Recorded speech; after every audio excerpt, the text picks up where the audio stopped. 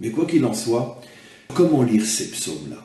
Alors, je vais vous rapporter une histoire extraordinaire qui, je pense, a déjà été rapportée dans de nombreux cours, mais une histoire absolument fantastique. C'est l'histoire qui raconte donc que le Baal Shem Tov souvent envoyait des élèves qu'il voulait, des chassidim, qu'il voulait construire dans certains domaines de la foi, de la compréhension, de la Torah, de Dieu, etc. Il les envoyait chez des gens qui, à ses yeux, le Baal Shem Tov incarnait véritablement la qualité qu'il voulait que ses propres élèves apprennent, pas seulement en ouvrant un livre et en étudiant, car tout le monde sait que tu n'apprends pas à être un homme uniquement en ouvrant un livre et en étudiant. Tu as besoin de voir concrètement des modèles. Tu as besoin de voir une Torah vivante, c'est-à-dire un homme qui est l'incarnation de ce que tu apprends ou de ce que tu voudrais connaître. Et donc, il avait un élève à qui il voulait justement enseigner, le Baal Shem Tov voulait lui enseigner ce qu'on appelle la mida de bitachon, ça veut dire la prise de conscience que tout vient d'Hachem et que l'homme finalement n'est rien sans lui. Et donc, il lui a donné l'adresse, il lui a dit, voilà, tu vas aller dans telle ville et tu vas te rendre à tel endroit, et là-bas, tu vas rencontrer telle personne, et de lui, tu apprendras véritablement ce que c'est la confiance en Dieu. Bon, il ne lui en a pas dit plus. L'élève, dans sa conception, on pourrait dire, très large et très fausse de la confiance en Dieu, c'est tout de suite imaginé, parce que évidemment, c'est l'instinct religieux primaire que le Baal Shem Tov, sans doute, l'envoie chez un pauvre, un malheureux, un infirme, un malade, qui n'a rien, qui malgré tout resplendit de joie parce qu'il a confiance en Dieu. Dieu est ma force, Dieu est mon bouclier, et patati et patata, et tout le baratin qu'on nous raconte tous les jours. Et donc, il est arrivé dans cette ville, et dans cette ville, il y avait de très très beaux quartiers. Il a remarqué dans un endroit une maison somptueuse. Bon, c'est pas là, évidemment. Et puis bon, tout de suite, il s'adresse, où est le quartier pauvre, où est le quartier des malheureux dans cette ville-là? Parce qu'il était persuadé que c'est forcément là que le Baal Shem Tov l'envoie. Et puis on lui indique au bout de la ville, c'est là que se trouve le bidonville, etc. Il y va, mais bon, il a l'adresse, il a le nom, et il arrive là-bas, il dit, voilà, où est la rue un-tel et monsieur un-tel? Les gens disent, écoutez, c'est pas du tout là qu'il faut chercher, c'est au tout début de la ville, là où il y a le quartier des villas, le quartier des riches, c'est là qu'il faut chercher. Vous avez telle rue et vous verrez, dans ce quartier-là, la maison la plus belle, la plus somptueuse, c'est ce monsieur et cette rue-là. Le chassid ne comprend pas, il dit, mais enfin c'est pas possible, le Baal Shem Tov se serait trompé de papier, il m'aurait donné un papier qu'il aurait, pour d'autres raisons, qu'il devait remettre à un autre chassid. Enfin, d'un autre côté, le Baal Shem Tov ne peut pas se tromper, donc je vais aller voir quand même. Il arrive là-bas, effectivement, une maison somptueuse, des valets, des gardiens à l'entrée de la cour, enfin un truc fou, quoi. Il dit, mais enfin, c'est pas chez un bonhomme pareil que je vais apprendre la confiance en Dieu, c'est impossible, il a tout. Comment il peut avoir confiance en Dieu alors qu'il a une petite armée, il a l'argent, il a la force, il a la santé, il a tout. Et ça peut être que du bout des lèvres, sa confiance en Dieu. Quand on a tout et qu'on est sûr de tenir par ses propres forces, en quoi on peut avoir confiance en Dieu? Bon, mais je veux quand même voir.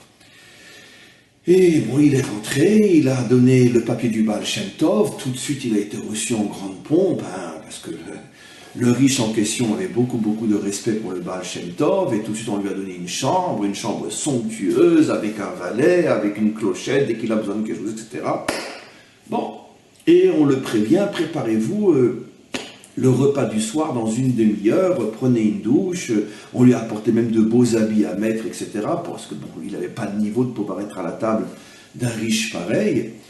Et voilà que l'heure du repas arrive, et il y avait plusieurs autres invités, et une vaisselle, de l'or, un truc absolument fou, un valet à côté de chaque invité, un truc fou, et il a de plus en plus de... C'est pas possible que ici j'apprenne ce que c'est la confiance en Dieu, c'est absolument impossible. Et tout d'un coup, le maître de maison arrive. Et le maître de maison arrive, et donc tout le monde se lève, et avant que tout le monde se rassoie, voici que le maître de maison commence à prier. Et il se met à pleurer, et l'élève en question du Baal Shem Tov, qui vivait avec le Baal Shem Tov et qui vivait avec des juifs qui servaient Dieu d'une manière authentique, savait ce qu'est l'authenticité, on ne pouvait pas le rouler. Et il voit véritablement, mais de la manière la plus authentique, la plus sincère, la plus vraie, que cette personne se met à demander à Hachem, je t'en supplie, donne-moi à manger, donne-moi la santé, je n'ai rien, je suis un pauvre, si tu ne m'aides pas, je ne pourrai pas vivre 5 minutes de plus, je te dois tout, sans toi je ne suis rien, enfin vous m'avez compris, une prière dans laquelle il avoue que finalement il n'est rien et il n'a rien, alors que la table est dressée, tout est en or, tout est en cristal, tout est somptueux. Et voilà que cet homme, véritablement, et encore une fois, l'élève du Baal Shem Tov ne pouvait pas être trompé quant à la sincérité et l'authenticité de cet homme-là, parce qu'il y a une limite jusqu'où on peut jouer la comédie. Et voilà qu'il se met à voir un homme qui reconnaît n'être rien et n'avoir rien, et de voir tout d'Hachem, alors qu'il a tout. Et à ce moment-là, le chassid comprend. Quel est le message que le Baal Shem Tov voulait lui envoyer? Ça, c'est la vraie confiance en Dieu. Parce que quand tu es un pauvre type, et que tu n'as rien, et que tu es un faible, et que tu dis, Dieu, tu es ma force, tu es mon bouclier. Encore une fois, ne me comprenez pas mal. Je ne dis pas que ça ne vaut rien. Mais d'un autre côté, si ce n'est Dieu, il ne te reste rien, donc il faut bien que tu aies quelque chose. Évidemment.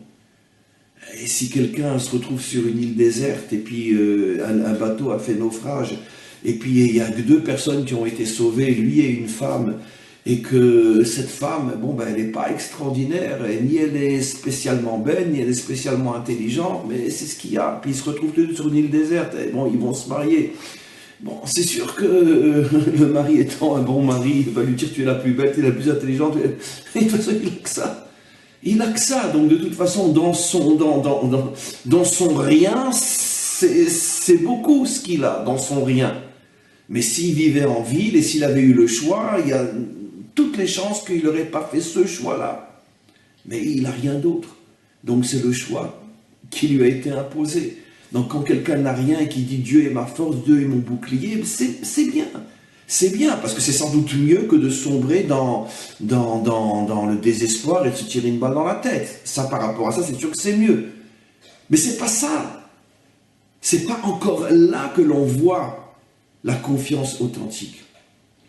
C'est quand, justement, j'ai tout pour arriver à la fausse conclusion que je n'ai pas besoin de toi. Et que malgré tout, je ressens au plus profond de moi que je n'ai rien. Ça, c'est la foi authentique. Ça, c'est la foi authentique. Lorsque je suis un guerrier et que je suis extrêmement fort et que je n'ai jamais perdu une seule bataille et qu'avant le combat, je m'en remets entièrement à Hachem et je lui dis « sans toi, je n'existe pas » et que c'est un cri qui vient du plus profond de mon être, ça, c'est une foi authentique. Mais si j'ai un bâton pour me battre contre des soldats armés jusqu'aux dents et que je dis Dieu tu es mon bouclier, c'est tout simplement parce que j'ai pas le choix. Donc c'est un cri intéressé, parce que si tu ne m'aides pas, c'est sûr que je vais y passer. Le premier à qui j'ai fait allusion, c'est bien sûr le roi David, comme je l'ai enseigné dans des centaines de cours, qui est un guerrier féroce, farouche et expérimenté, qui a toutes les bonnes raisons de penser que les victoires sont directement liées à sa propre force et sa propre expérience, et qui malgré tout se trouve devant Hachem et dit « je n'existe pas, tu es mon être, sans toi je n'existe pas ». C'est encore plus que sans toi je ne vais pas vaincre, sans toi je n'existe pas. Ça c'est la Emouna authentique. Ce qui veut dire que c'est de cette manière-là, mes amis, que vous devez lire, et aujourd'hui je vous donne une clé extraordinaire. Arrêtez de lire les psaumes comme de pauvres petits malheureux qui supplient le maître du monde de venir en aide parce que on n'a réellement rien. Et croire que c'est ça la foi authentique, c'est ça la spiritualité authentique. Non. La spiritualité authentique, c'est que tu dois être fort, tu dois avoir dans la mesure où tu peux avoir, bien évidemment, celui qui ne peut pas, il ne peut pas. Mais tu dois faire tout ce qui est en ton pouvoir pour avoir, pour être, et malgré tout, ressentir au plus profond de ton être que tu n'as rien et que tu n'es rien. Ça, c'est la foi authentique. Une âme forte dans un corps fort signifie que j'ai tout pour me passer de toi, et malgré tout, je sais que je n'ai rien sans toi. Je répète cette phrase. J'ai tout pour me passer de toi, et malgré tout, je sais que je ne suis rien sans toi, que je n'ai rien sans toi. Ça, c'est la foi authentique.